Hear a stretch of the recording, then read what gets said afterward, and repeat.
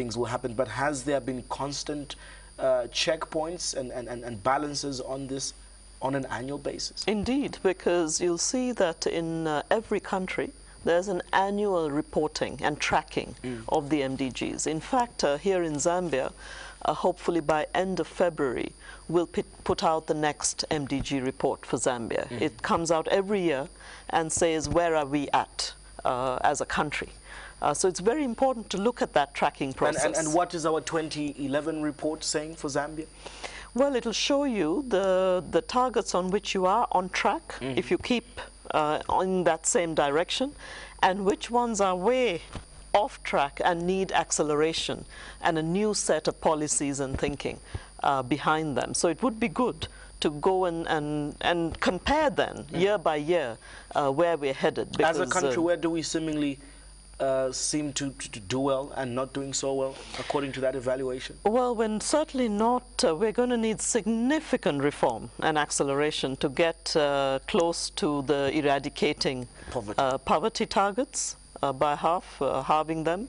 On MDG 7, we're way behind on the sanitation targets. How can you have over 60% of Zambians still do not have adequate sanitation facilities? That is nowhere close to the target. Yeah? Clean water, we're improving, but we're not there yet. So there are a number of targets where it's going to require significant investment to get there.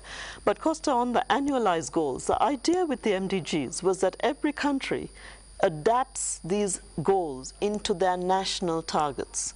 So when a Ministry of Finance, other ministries put out their sector plans and their budgets for the year, people must ask, what are the targets set and are we close to achieving them? They have to be localized so that they make sense for each country.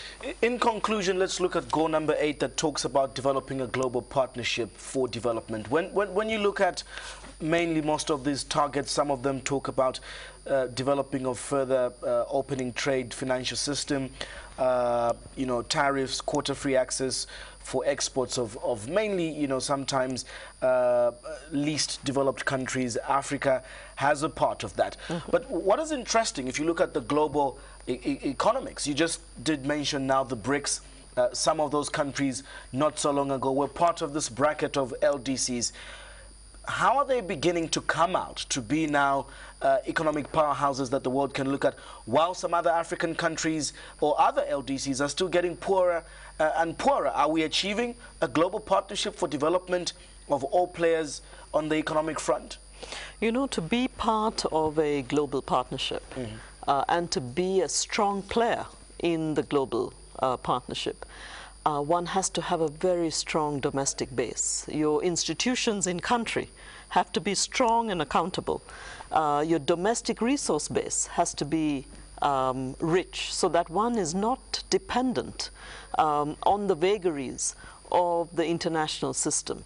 But also, I find that certainly as regions and continents, one coming together instead of standing alone, or with, you know, coming together as a bloc and really standing firm on some of these issues, on the negotiations, whether it's on climate change, whether it's on opening trade and opening markets, is a critical part of what will really push some of these countries forward. So we hope that with the opening of space for trade within Africa and Africa with the rest of the world, you're going to see some of this happening.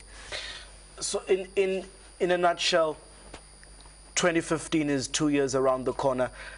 You're now setting an agenda for post-2015. So obviously it's 2015 and beyond. What is the message you're pushing out as the UN? What should we be focusing on now? It is very positive and healthy to see so many young people wanting to engage in this conversation. And the fact that they're already starting to articulate what they see as priorities for their lives and improving their lives. And as I said, the first priority put forward here is that we want a strong, honest, accountable government. Yeah?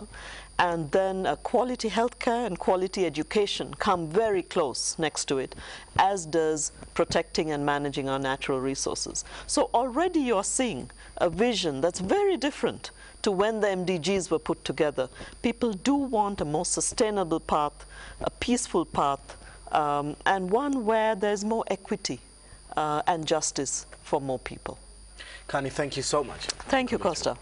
Well, viewers across Africa and indeed those locally in Zambia, I know that it's been a footballing period, but it's important also to remind us of various issues affecting citizenry as well as the human race. We've been talking to the UN resident or country rep for Zambia, Kanni Wignaraja, and obviously our focus for many in Africa as well, and Zambia is where we're headed to and how we're performing as regards these 8 goals set for 2015 and looking beyond. Where do we take it? So I hope you've had interest in this matter. Thank you so much to those that came through via text as well, and we can also just on a sporting note congratulate Nigeria and others that have sailed through to the last 4 of the AFCON. We'll see you next week at the same time. Good night and God bless you.